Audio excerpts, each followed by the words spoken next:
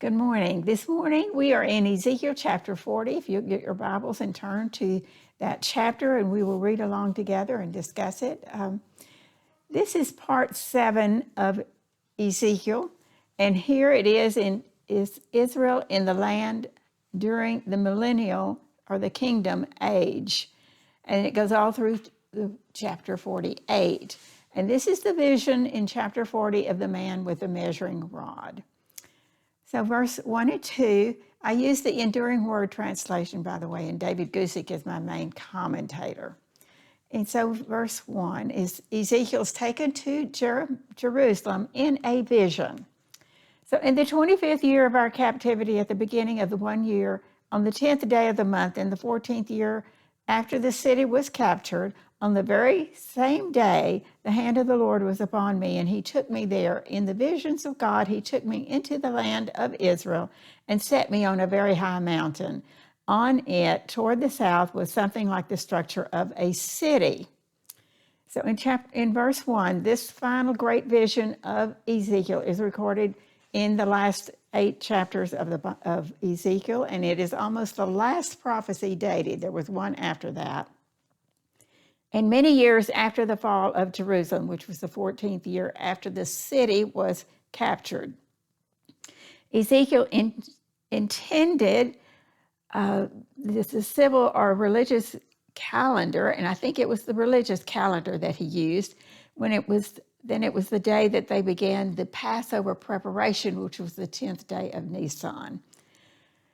So in this, Ezekiel insisted that the source of his intended prophecy was God.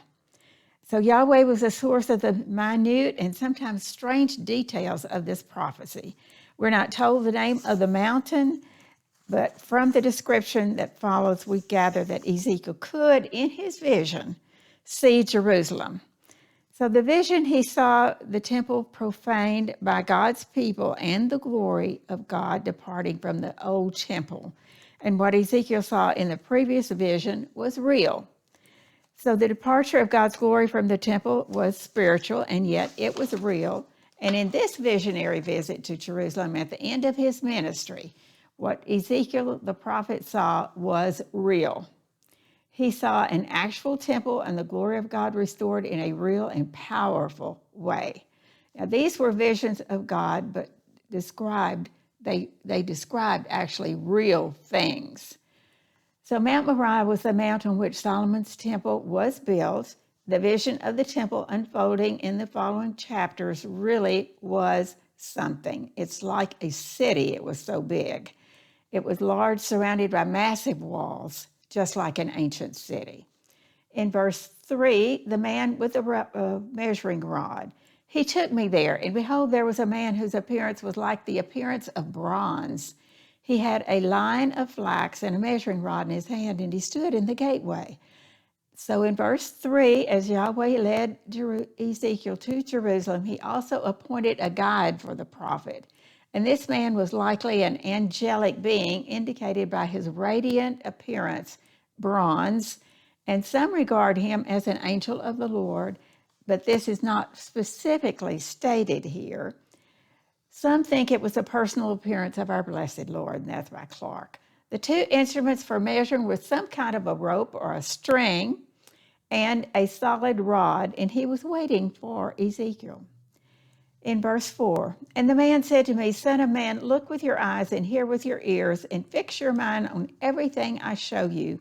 For you were brought here so I might show them to you. Declare to the house of Israel everything you see. So in this verse, the radiant man told Ezekiel to focus his senses, paying close attention to what he said. The audience was presumably the house of Israel, and it was the most relevant to them as part of God's promised future restoration. So what Ezekiel saw in Ezekiel chapters 4 through 48 has been the subject of much dispute. And it's something that has divided the biblical interpreters in this commentary. So John B. Taylor listed 4 different interpretive approaches to these chapters. So the first 4 here are, it is a liberal prophetic So if you see that up on here on the board, literal prophetic, it describes a temple that he expected would be built by the exiles when they came back from Babylon. And the second one is symbolic Christian. It was symbolically describing the Christian church, so it wasn't real. And the third one was dispensationalist. It describes a temple of features of the coming millennial age. The future temple belongs to the period of the literal 1,000-year reign of Jesus over the earth. And then the last is apocalyptic, and it presents symbolic and fantastic images of a coming age, but it was connected to images and ideas popular in the pagan world at that day. So this commentary will examine the chapters primarily under the dispensationalist framework, the third one there. And the reader you have to decide for yourself which one you're going to believe. And this is by David Guzik. Now, again, I want to show you the weaknesses of each one of these. The weakness of the literal prophetic, it was not fulfilled. The exiles, when they came from Babylon, did not build this temple. And so it does not correspond with that at all. The second one, the fundamental weakness of the symbolic approach, is that the entire tone of Ezekiel's record points to this temple as something real, not spiritualized. And this symbolic one is just spiritualized. The fundamental weakness of the apocalyptic approach is that the text lacks many of the generally understood aspects of the apocalyptic literature. So the idea that this temple and various aspects regarding it should be understood as fulfilled in a future phase of God's unfolding plan for the future. And it has its own problems, though. And the final sacrifice in it is unthinkable that God would establish or sanction any kind of sacrificial system or ceremony. So there are several ways to explain this objection. So let me put those up on there. So the objections of a temple being built has problems. So we would never think that the Old Testament system of sacrifice and ritual would be restored for believers as a ground for their approach to God and their righteousness. They didn't work in their day, and it certainly wouldn't work in our day. We would never think that the animal sacrifice could atone or take away sin. It didn't back then, and it wouldn't now. That was something that Jesus accomplished on the cross. God does sanction memorials and ceremonial remembrance of the work of Jesus on the cross. The Old Testament sacrifices could have value in pointing to or here back to the death of Christ. And why could they not have equal value of pointing back as an accomplished fact? Now, Jesus specifically said that he would observe the Lord's Supper in the age to come. There would be active, even ceremonial remembrance of the sacrificial of Jesus in the age to come.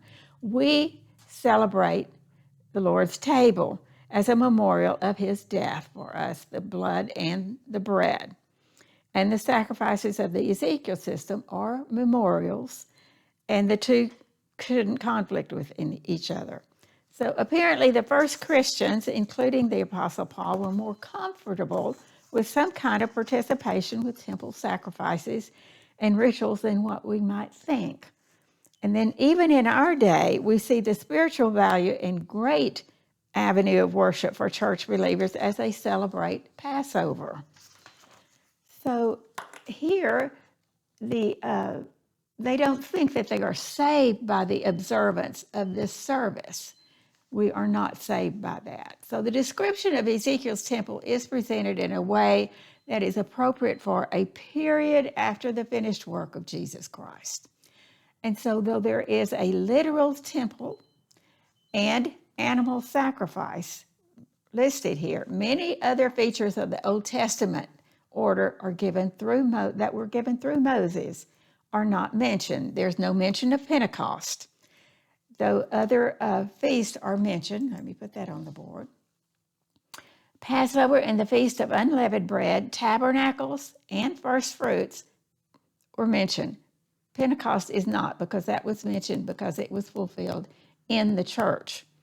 There is no mention of a veil, because since the work of Jesus, such a separation is not necessary. There's no mention of the Ark of the Covenant here, because the work of Jesus at the cross fulfilled the place of atonement and propitiation. There's no mention of a high priest, because Jesus is the high priest. There's no mention of a king, because Jesus is the King of kings. There's silver and gold, because in a millennial age, these things do not have the same value. So Ezekiel isn't the only prophet who said that there would be a holy temple during the kingdom age. You'll find that in Isaiah, Jeremiah, Joel, Micah, Haggai, and Zephaniah. In Ezekiel 37, 24 through 28, it records God's promise to his people that he would put a sanctuary among them. That's in the end times. My tabernacle shall be with them. Indeed, I will be their God, and they shall be my people. And that's by Wiersbe.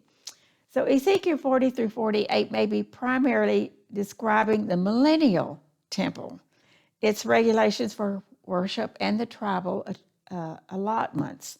The millennium is only a beginning of the eternal state and a translation into it. So the temple will be a place of learning for both the Jews and the Gentiles. So what follows is a tour of the temple complex led by this radiant man who looked like bronze and recorded by Ezekiel. The tour is filled with measurements and descriptions. So I'm going to show you, people have thought that this temple measurements were like and the parts of it.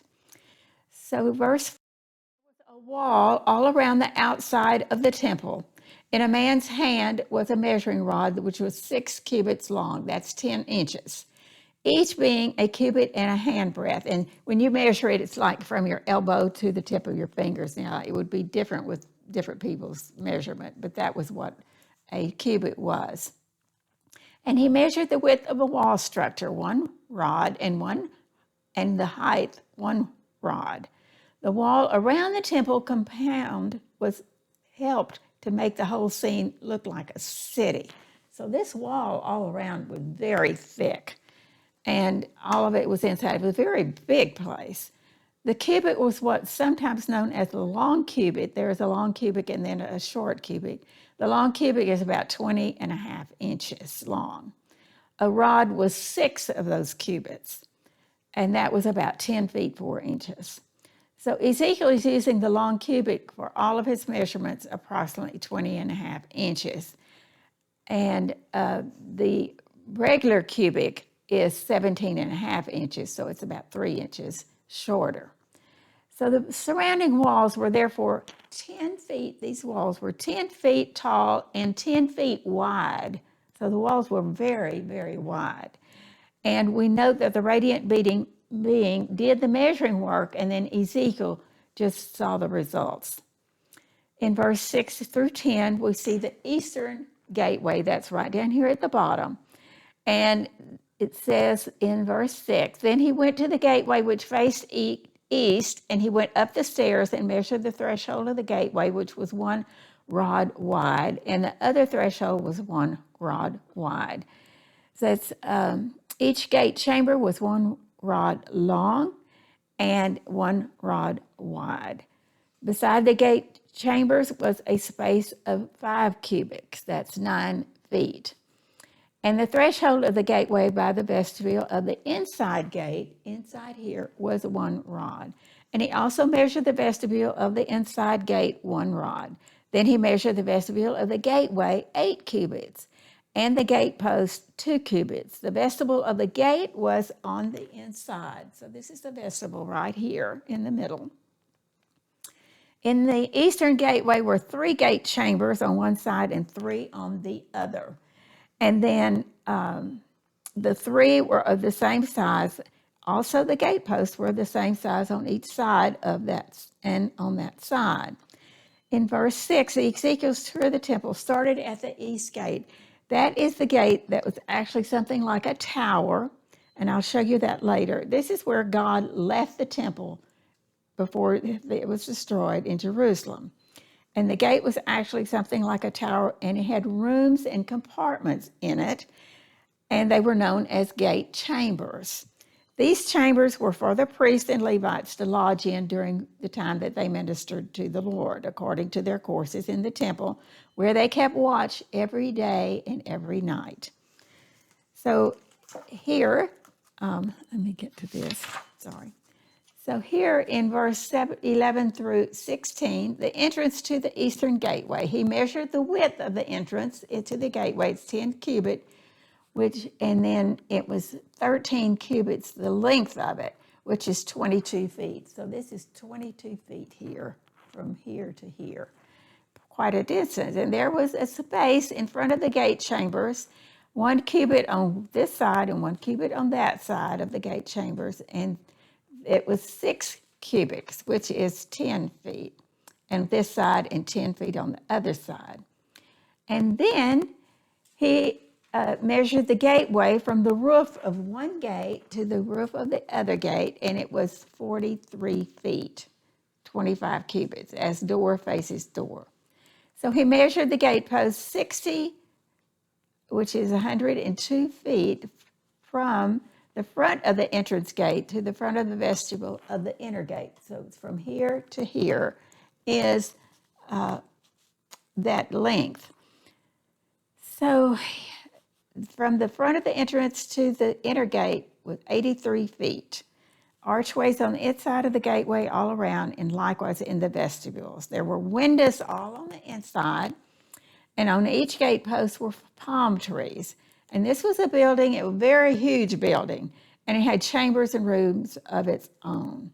In verse 13, the phrase that says from door to door suggests that a door led from each of the side rooms onto the outer court.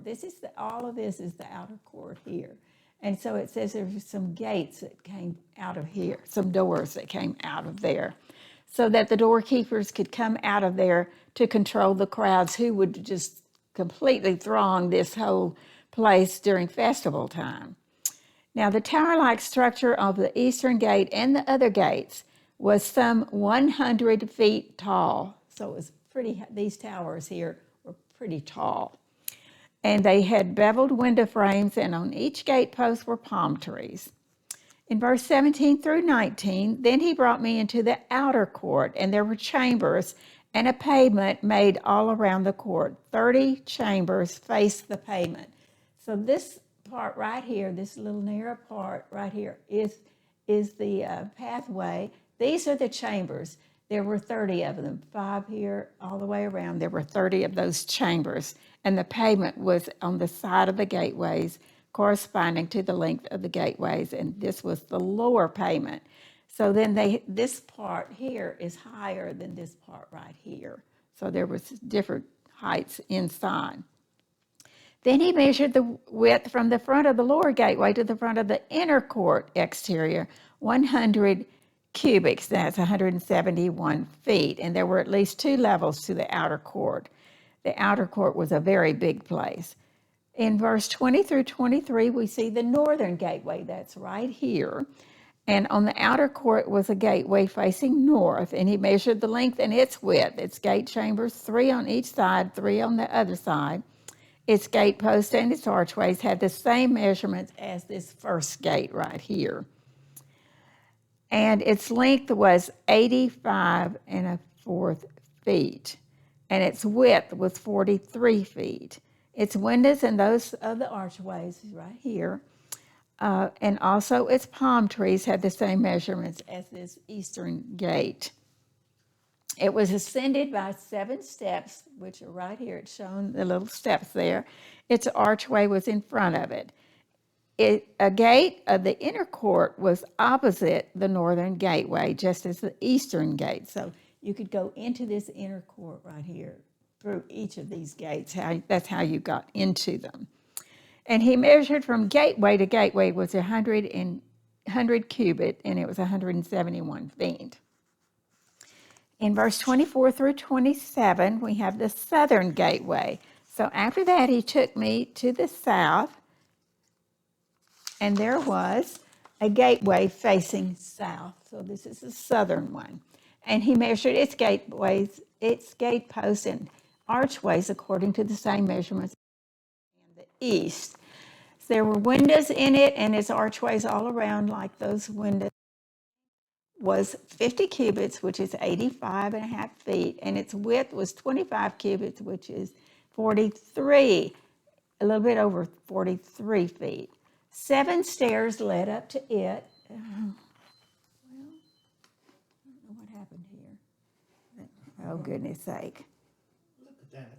Look at that color. I don't know what happened here.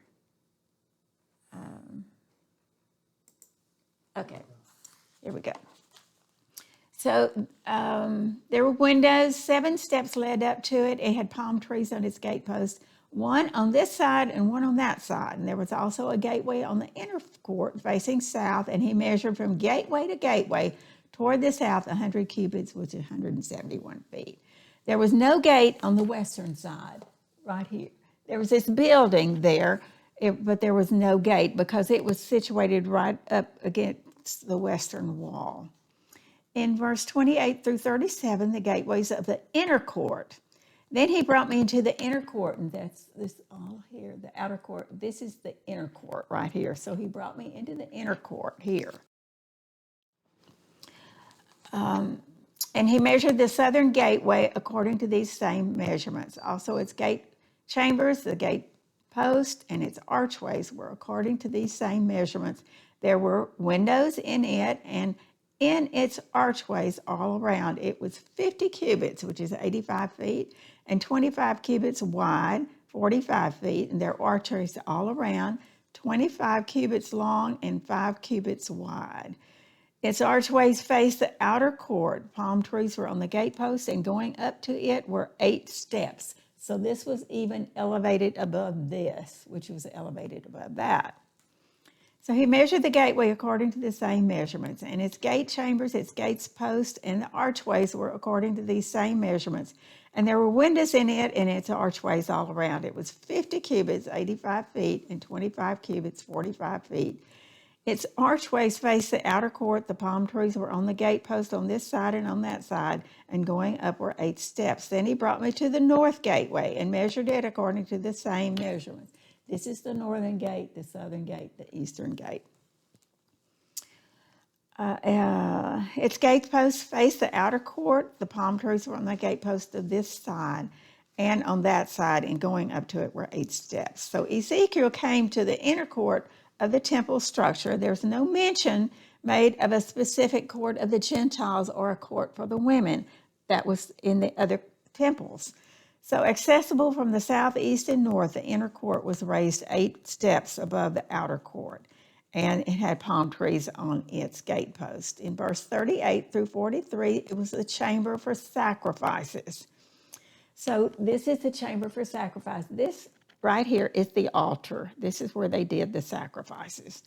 There was a chamber in its entrance by the gatepost of the gateway, and there they washed the burnt offering. In the vestibule of the gateway were 2 tables on this side and 2 tables on that side on which to slay the burnt offering, the sin offering, and the trespass offering.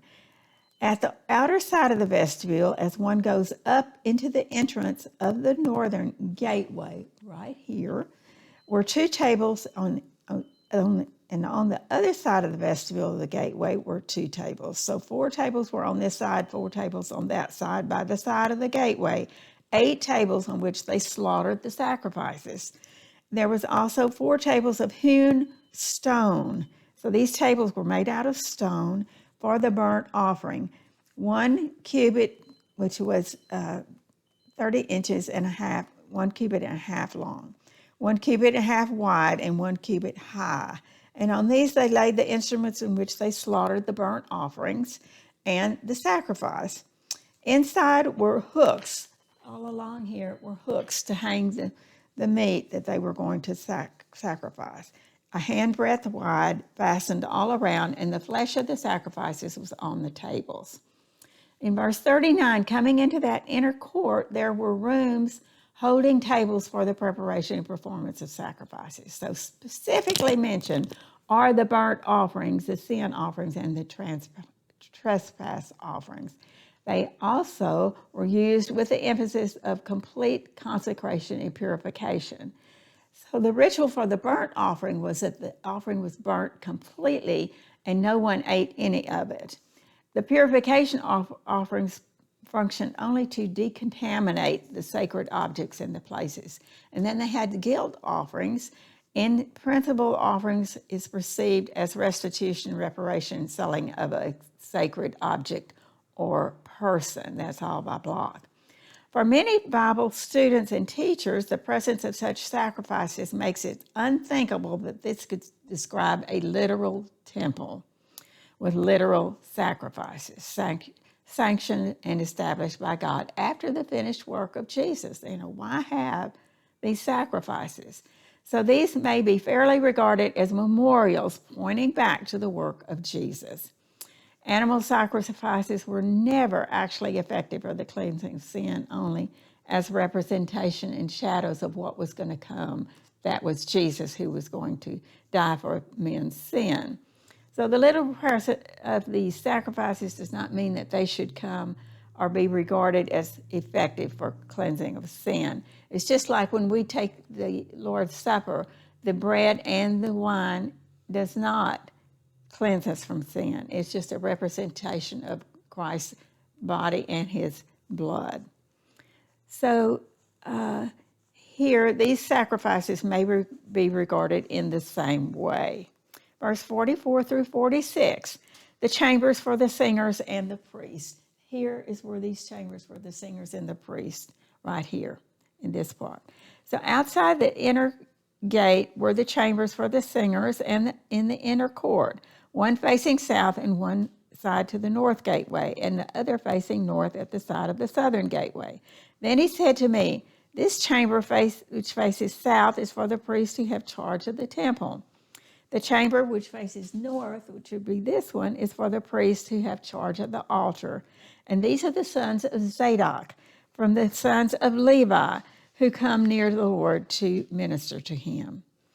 In verse 43, in Ezekiel's temple, the priests or the Levites served not only in the ministration of the sacrifice, which they did, and the leading of music, and then also for conducted sacrifices. They were guarded and they looked over the temple. So these were the sons of Zadok, descended from the high priest who served the people, whose chief job was to minister to the Lord. In verse 47 through 49 was measuring the inner court. All of this is the inner court right here. And he measured the court 100 cubits, was 171 feet. So that's pretty big right there. And it was 100 cubits wide. So it was a square place right here. The altar was in front of the temple. Again, here is the altar. This is the temple back here. And then he brought me up to the vestibule of the temple and measured the doorpost of the vestibule, 5 cubits, which is, what do I have here? I have 88 and a half feet on this side and 5 cubits on that side. And the width of the gateway was 3 cubits, which is 5 feet. On this side, 3 cubits on that side. The length of the vestibule was 20 cubits, and that is 34 feet right here. And the width was 11 cubits, which is 14 feet. And by the steps which led up to it were pillars by the doorpost, one on each side and another on that side. So in verse 47, though there was no mention of a laver for washing the sacrificial meat or any other feature of that, there was an altar to accommodate the sacrifices. So I don't know how they washed it. It doesn't say. I have a question. Yes. So when you walked in to the north gate or walked in from the south gate, and you got the table sitting there, you got the hooks, you got where they burnt the. Mm-hmm. So where did they clean, strip, wash, and all that? They do all that, but it doesn't mention any laver. So I don't know how they washed it. It doesn't say, and no one has any idea on how that. There's no, they had lavers where they had water where they washed the sacrifices. It doesn't here. So I don't know.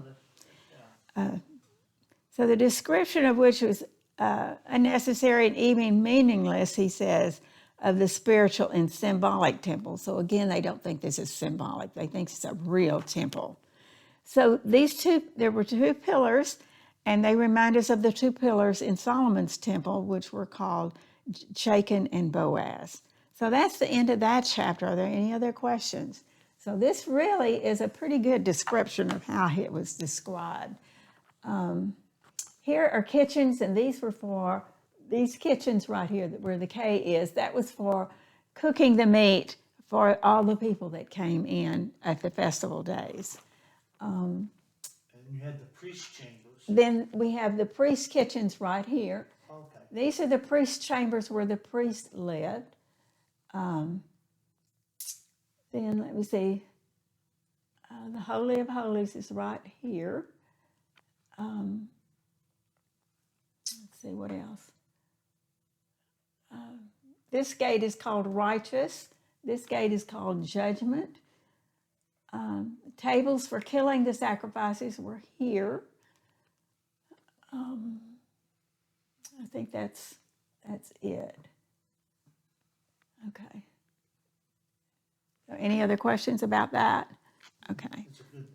It's a huge place, huge. I don't know how it could fit where they think that it's going to go with that dome of the rock there. I don't know how they're going to do it. So chapter 41 is the dimensions of the sanctuary. This is the sanctuary here. So then he brought me into the sanctuary and measured the doorpost, 6 cubits wide, which was 10 feet on one side and 6 cubits wide on the other side, the width of the tabernacle.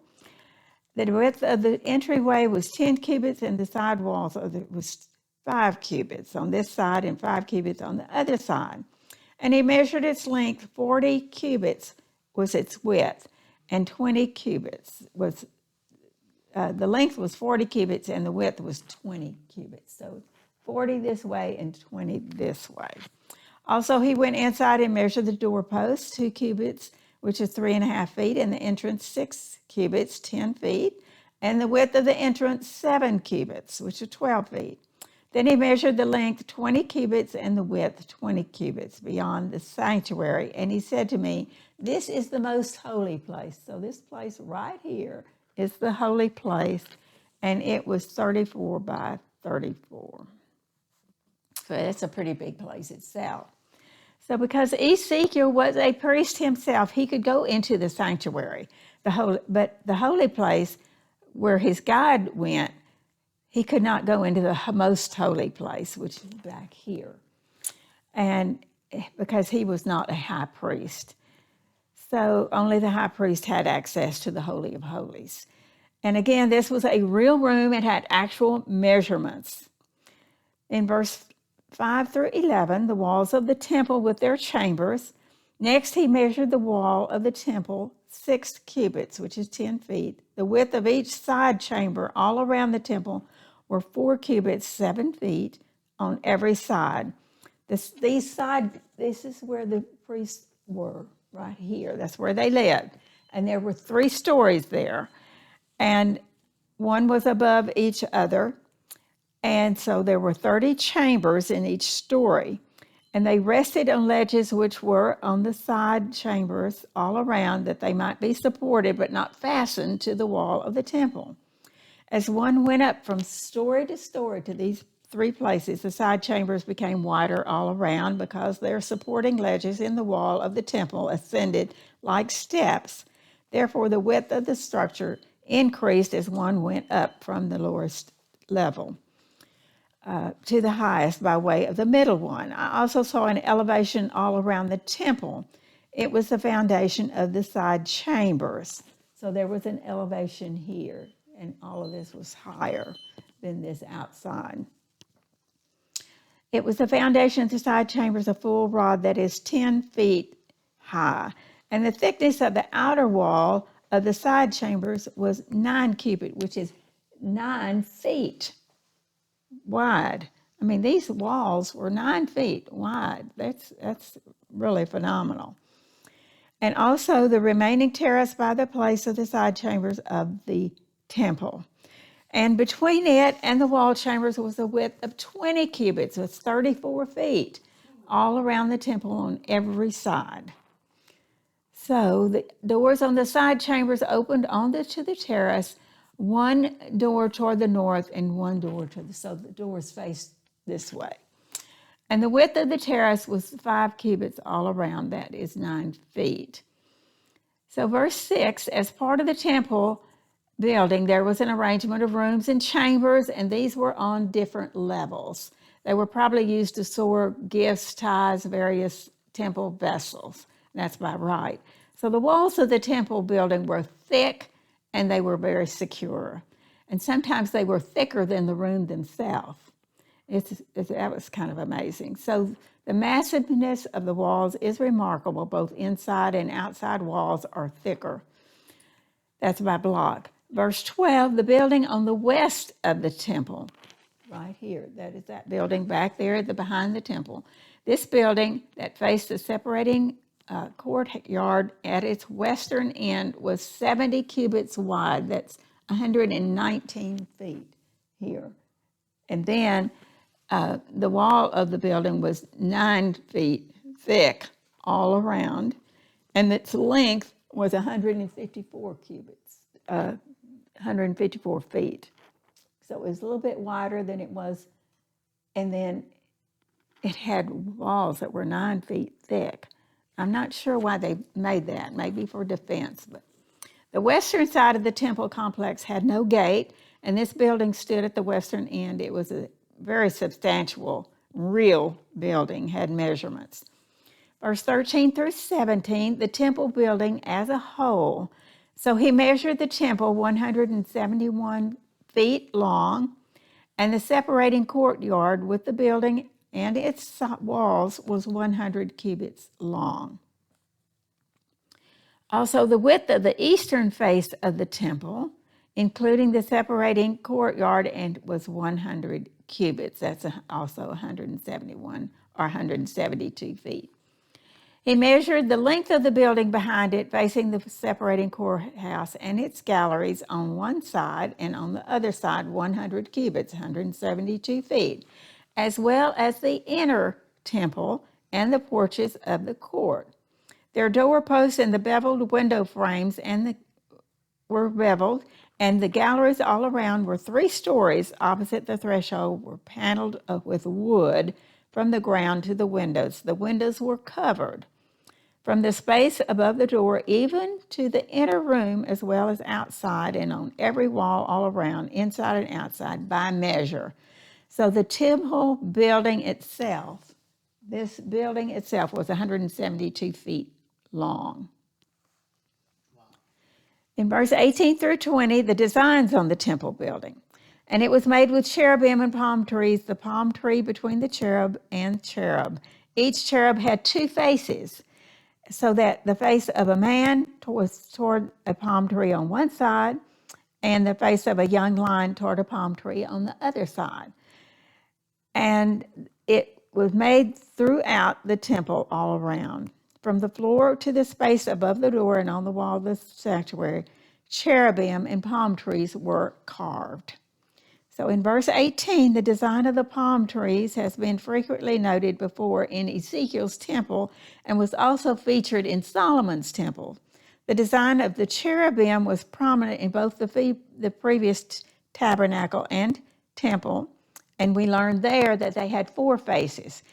In here, we only see the 2 faces of the 4, and they were noted and depicted in the design. So the cherubim, one was a man and one face was a young lion. In verse 21 through 22, the table before the Lord. So in verse 21, the doorposts of the temple were square, as was the front of the sanctuary. Their appearance was similar. The altar was of wood. It was 3 cubits high, which is 5 feet. Its length was 2 cubits, which was 3.5 feet. Its corners, its length, and its sides were wood. This is the table that is before the Lord. So this does not seem to be the same altar that was mentioned in Ezekiel 40:47. This altar is too small for animal sacrifice at the height of just over 5 feet and a length less than 3.5. Made of metal, this was likely the altar of the incense that stood inside the temple building right there. And it was a representation of the prayers of God's people. Verse 23 through 26, the doors of the temple. The temple and the sanctuary had 2 doors. The doors had 2 panels apiece, 2 folding panels, 2 panels for one door and 2 panels for the other door. And cherubim and palm trees were carved on the doors of the temple just as they were carved on the walls. A wooden canopy was on the front of the vestibule outside. There were beveled window frames and palm trees on one side and on the other, on the sides of the vestibule, also inside the temple and on the canopies. So the door was some sort of a folding construction, having 2 panels presumably hinged in some way. And the detailed nature of this description only makes sense as Ezekiel material temple that would one day stand in Jerusalem. Are there any questions or comments on that chapter? I want to show you another picture here of the millennial temple. It's a little bit simpler, but it's the same thing. Here we have all these rooms, these chambers, and A is the altar right here. B is the building, the function at the back that it's not explained. G is the outer gates, these 3 gates, and then the G2 are these gates that go into the inner court. Then we have kitchens for the people's sacrifices on the edges, like I said before. Kitchens for the priests were by that building right up there. And then priest chambers, of course, were here beside the temple, facing to the outside. And 30 rooms in this outer court, which I already said. Rooms for the ministering priests are right here. And then this is the temple here. Any questions on that? Okay. This is a rendition of what it looks like in a kind of modernistic form. We see these high towers at each of the gates. This is the eastern, northern, and the southern gates. Here are the priest chambers. Here is the altar of sacrifice. This is the temple itself. This is that building behind the temple. So, any questions on that? That makes it simple. So when I've seen photographs of what they think it's going to look like, this is more like what it looks like. But then here is another rendition, but it's a very older looking type of architecture. This is the eastern gate, the northern gate, the southern gate, and then the gates that go in. This is the temple behind it. So I really favor the other one because of what I've seen from the Jerusalem Museum, where they talk about where they have prefabbed this temple so that they can put it up very quickly. Take only maybe 3 months at the max to build it. So are there any questions about that? I know it's kind of, when you go through all these measurements, it's a little bit boring, but they all do have who something. stayed at the gate? Who stayed at the gates, in the towers at the gates? It was the people regulating. Some of people the coming priests, in? the priests did. Some of the priests Some did. of the priests stayed there, okay. Stayed at the gates and guarded the gates. And then the ones that stayed at this gate kind of tried to control the crowds Okay, when they came. pretty neat. So, all right. Any other questions? All right, that's it for this time. So we will start at chapter 42 next week, which is the upper and lower chambers, and see what they have to say.